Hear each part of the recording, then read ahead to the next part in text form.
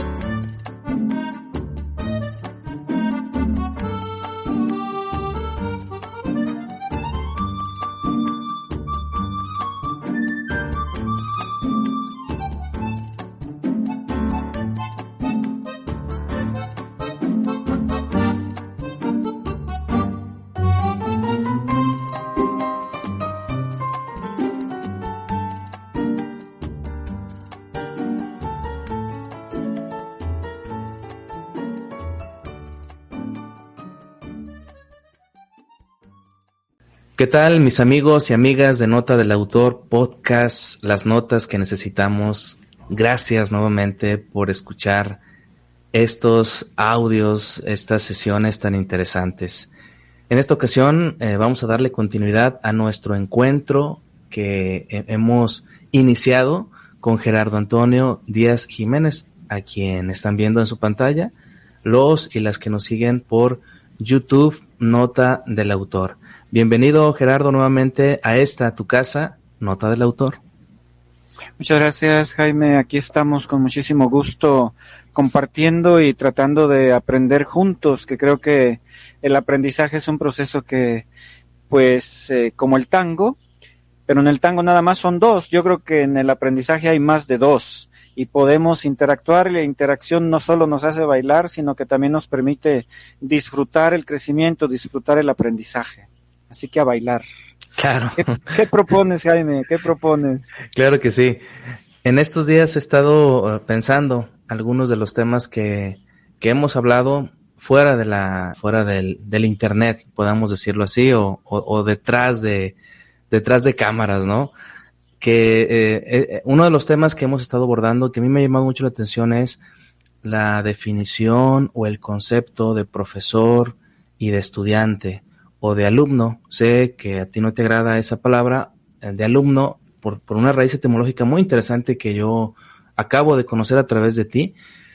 Y junto con este tema que lo platicamos detrás de la cámara, detrás de este dispositivo, pero también me acuerdo que lo abordamos en el último podcast, de estos dos conceptos, profesor, alumno, el acto de aprender, el acto de enseñar, junto con este tema, me viene a mí la mente esta realidad que estamos viviendo y de la cual estamos saliendo algunas escuelas presenciales, la educación en línea.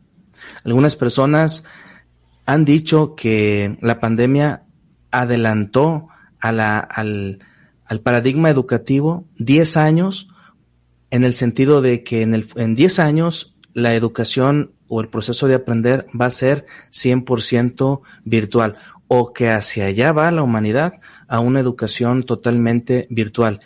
Y ahorita recuerdo que hace algunos 10, 11 años un director de mi preparatoria dijo que en el futuro las escuelas iban a ser solamente como una especie de biblioteca, como de museos, como cosa nada que ver con la educación presencial, y que todo iba a ser absolutamente en línea.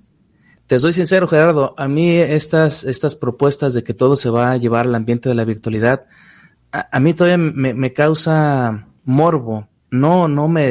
Perdón por la expresión, pero no me trago totalmente estas propuestas, estos comentarios, estas conjeturas a futuro, no las puedo digerir. Yo creo que el acto educativo en el que intervienen estos dos actores principales, que tú ya nos dijiste que pueden intervenir más, el profesor, el estudiante, se tienen que ver las caras, se tienen que acompañar en un proceso presencial. Yo soy de la idea también, porque lo he leído, no solamente porque aquí mis chicharrones truenan aquí, como decimos aquí en México, de que los cerebros cuando se comunican, cuando están de manera presencial sobre todo, se comunican a un nivel increíble. Ya también lo dice la neurocientífica Lisa Feldman Barrett, que nuestros cerebros se comunican. Hay una teoría atrás de toda esta frase de los cerebros se comunican. Alguien me puede decir, pues obvio, Jaime, ahorita estás comunicando con Gerardo y se están comunicando los dos cerebros. No, esta autora nos habla de una singularidad cerebral. Y bueno, hay toda una perspectiva de la cual no vamos a hablar ahorita. En esos momentos, aunque ya tomé un poquito, un muchito la palabra, me gustaría, Gerardo, que pues nos compartieras aquello que abriste en el primer episodio que grabamos tú y yo respecto al rol del docente o a la acción docente y al del estudiante en el acto educativo. Yo creo que mencionaste una palabra muy importante que es la palabra cambio. Sin duda alguna estamos de manera muy clara en una realidad cambiante. Y esto es lo que va a permanecer, o sea, no es que vayamos a llegar a una nueva estabilidad, a una como meseta y ahí nos vayamos a quedar y la humanidad se vaya a quedar ahí otros 30, 40, 50 o 100 años. Como dice ya más de algún autor, la única constante, lo único que queda claro es que va a quedar una tendencia al cambio, pero en este cambio tenemos preguntas, por ejemplo, ¿van a desaparecer lo que tú decías, las escuelas? Y el maestro va a ser el Internet, o sea, va a ser Mr. Google, o la señorita Alexa nos va a estar guiando como nos guía para llegar a un lugar cuando abrimos el Google Maps, por poner un nombre que pues no creo estarle haciendo propaganda a nadie. Va a desaparecer la escuela, virtual o presencial, es decir, yo voy a entrar a Internet y ahí voy a encontrar todos los conocimientos. Y entonces me pregunto, si yo soy un médico, ¿quién me va a decir que soy capaz de hacer una operación? Me pasé 5 años, 6 años estudiando. A lo mejor sé más que uno que estuvo en las universidades, sentado en los bancos, memorizando, pero esto me garantiza que yo sea más hábil, que esté más preparado. O sea, hay muchas aristas, hay muchas caras de esto, ¿no? Independientemente todavía del concepto de alumno o estudiante.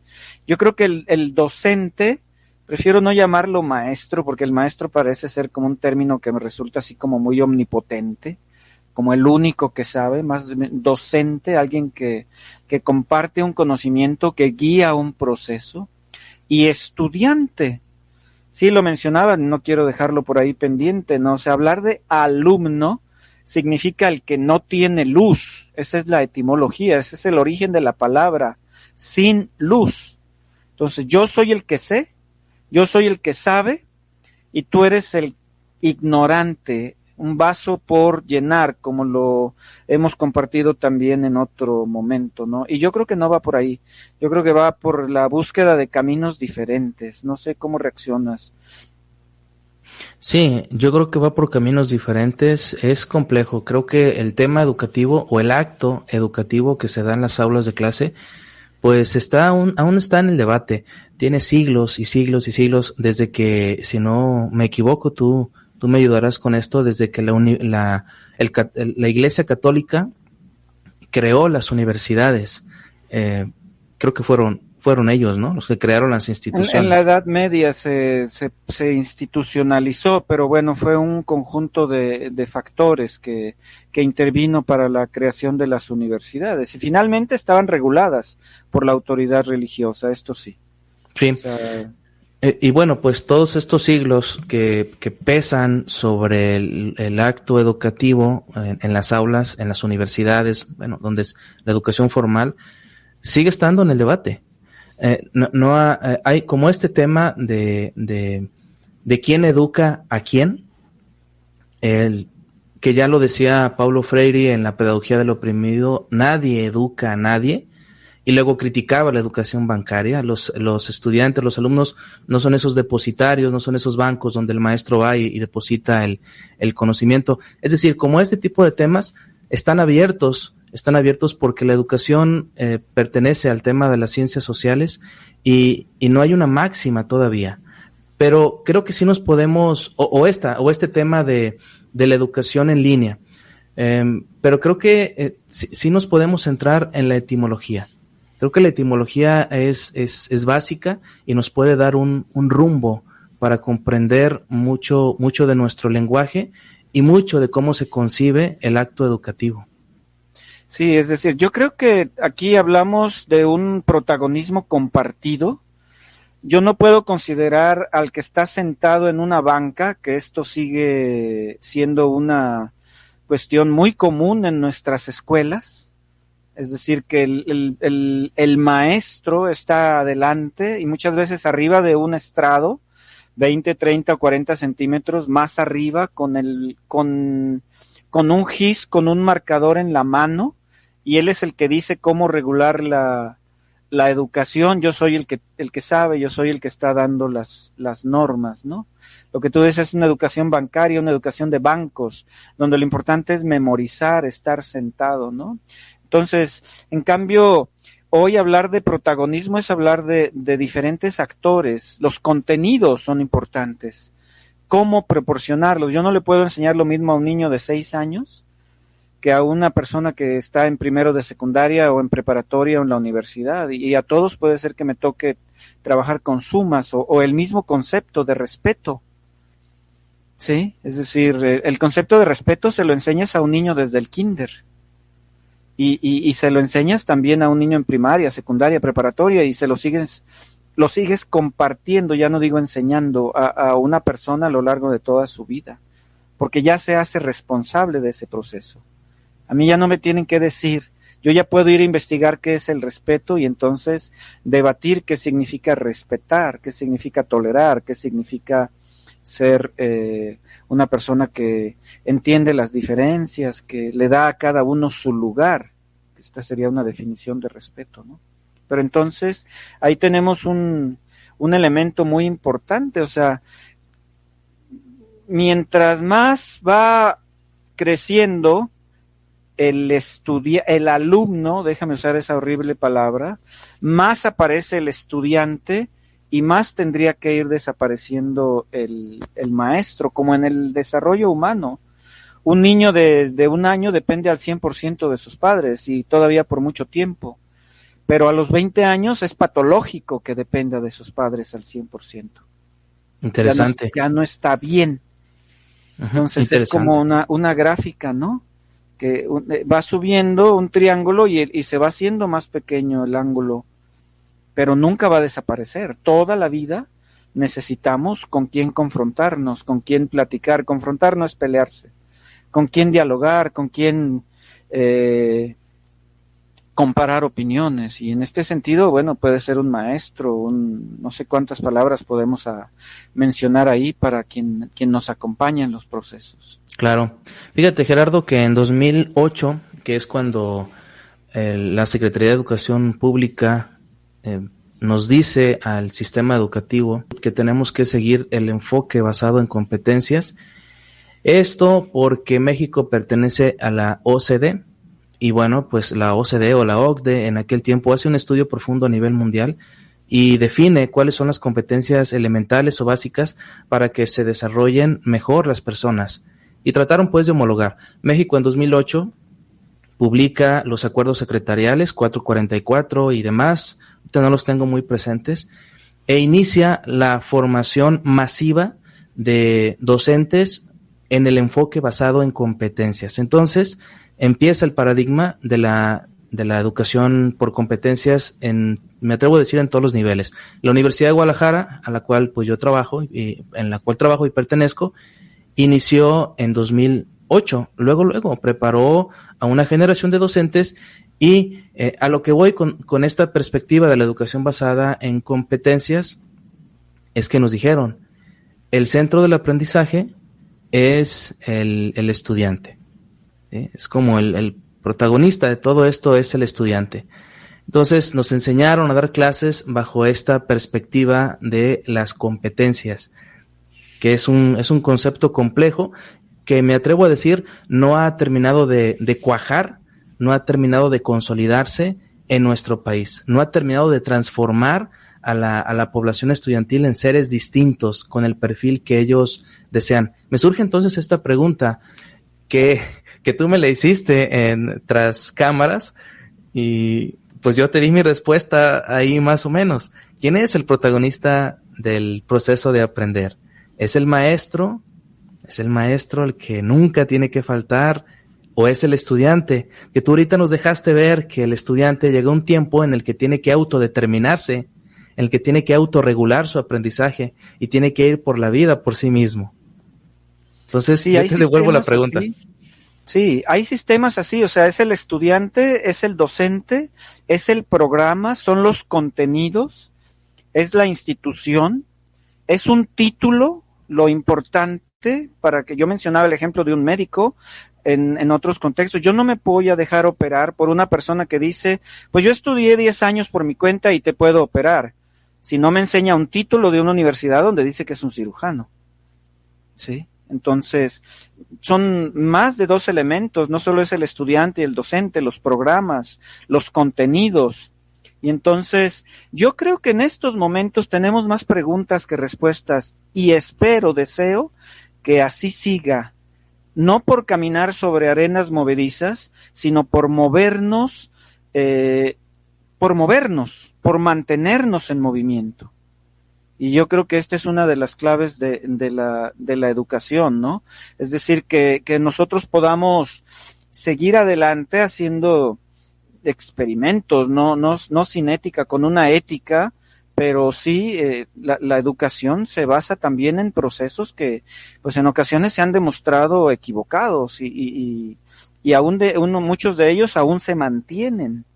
Que un estudiante, déjame decir, un alumno, tenga que pasar en su casa horas enteras haciendo tareas, repitiendo lo mismo, y en realidad no está abonando a un aprendizaje auténtico, ¿no? Sino a una repetición memorística, de memoria de conceptos que no tienen más valor, ¿no? Yo creo que sigue siendo válida la institución educativa, una escuela, un colegio, una universidad, pero tiene también que renovarse. Hay una anécdota, si me permites, en 30 segundos, y si nos permiten, que decían que una persona regresó del futuro y pues veía a la gente hablando y estaban caminando solos con un aparatito así y tenían unas cosas así en la oreja y no sabía qué estaba pasando y se empezó a volver loca porque dice, ¿qué está pasando? Yo no entiendo, aquí la gente habla sola. Entonces lo regresaron a una escuela en donde estaba un tipo hablando, una señora, un señor, y muchos sentados. Dice, ya, esta es la realidad que yo conozco. Así sí estoy tranquilo. Esto ya es lo tradicional. Y en cambio, pues no, ya no puede ser así. Tenemos que buscar otros caminos en los cuales se camine. Yo escribí por ahí una entrada en la cual se dice, tenemos que ser cómplices en el aprendizaje. Somos cómplices, no somos uno que sabe, el uno que ignora, uno que es líder y el otro que es seguidor, sino tenemos que caminar y trabajar juntos y construyendo experiencias válidas, vivencias auténticas que la misma persona va construyendo para que su aprendizaje sea auténtico. ¿Cómo aprender a nadar? No puedes aprender a nadar en un libro, lo puedes aprender, pero tú vas a saber si nadas en el momento en que te metas al agua y empieces a patalear y a dar de brazadas para poderte mover. Y espero que no te ahogues antes de lograrlo. Sí, es una buena anécdota y nos sigue, a mí me sigue quedando claro que el acto educativo es un proceso complejo de asimilar. Hace unos momentos comentabas acerca de Alexa, y con esto de Alexa pues abrimos una gran ventana, un gran tema que es la inteligencia artificial. Dentro de todos estos actores que intervienen en el acto educativo, en el acto de aprender, ¿en qué lugar pones a la inteligencia artificial? Decía Jaron Lanier, el escritor el padre de la realidad virtual, en su libro Cómo borrar tus redes sociales, un libro muy bueno, muy polémico, se los recomiendo. Decía que ten cuidado con lo que publicas en Internet, porque en alguna ocasión el Internet se va a apropiar de toda esa información, de todos esos datos, y te va a dejar sin trabajo. Te va a dejar sin trabajo porque van a acumular el conocimiento, el Internet de todas las cosas, como lo dice también el israelí Yuval Noah Harari, el Internet de todas las cosas se va a apropiar del conocimiento y va a dejar sin chamba a un montón de personas, ¿sí? La inteligencia artificial como un acumulador de datos, el famoso Big Data, también por aquí podríamos hablar un poquito de él. ¿Qué lugar ocupa en el proceso de aprender de la humanidad la inteligencia artificial? Yo creo, lo voy a manejar o a tratar un poco por la tangente, pero no creo estar evitando la respuesta. Hay algo que la inteligencia no podrá, la inteligencia artificial podrá imitar, pero no podrá lograr ni nos podrá dar el parámetro, y es el parámetro de vivir plenamente nuestra humanidad. Una computadora puede tener mucha más información que nosotros. Una simple USB no es que tenga más información que nuestro cerebro. Esto tiene, 16 gigabytes, tengo una de 128, puede tener 1 terabyte, pero no puede vivir mi vida. Y entonces, aquí es donde el aprendizaje toma una nota muy particular. Yo puedo aprender conceptos, yo puedo tener habilidades, tú mencionabas competencias, pero ningún aparato, ninguna computadora, ninguna USB puede vivir mi vida.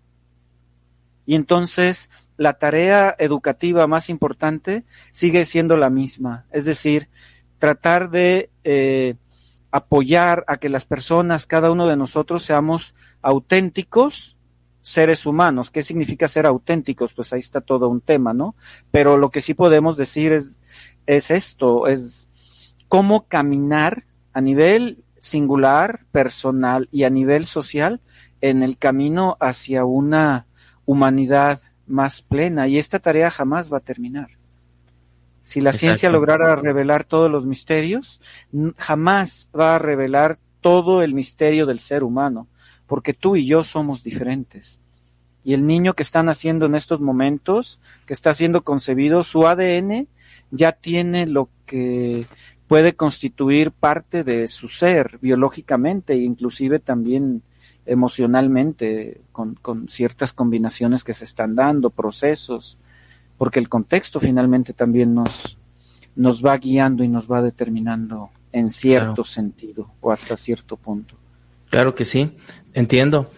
Me hiciste recordar en este momento a Erich Fromm y su famoso libro Miedo a la libertad. Miedo a la libertad. En los años 80, él, o casi antes, él ya vislumbraba una sociedad tecnócrata. Una sociedad tecnócrata que nos iba a deshumanizar. Esa es una parte fundamental para mí de esa bibliografía, que íbamos a deshumanizarnos. ¿Estás de acuerdo con esto que estoy compartiendo? Algunos escritores de la actualidad hablan de cómo la inteligencia artificial, el Internet de todas las cosas, está cuestionando, uno de ellos es Jaron Lanier, está cuestionando el concepto de persona. ¿Qué es ser persona? Tendríamos también que remitirnos a otros filósofos, a otros pensadores como Emmanuel Mounier, que habla del concepto de persona.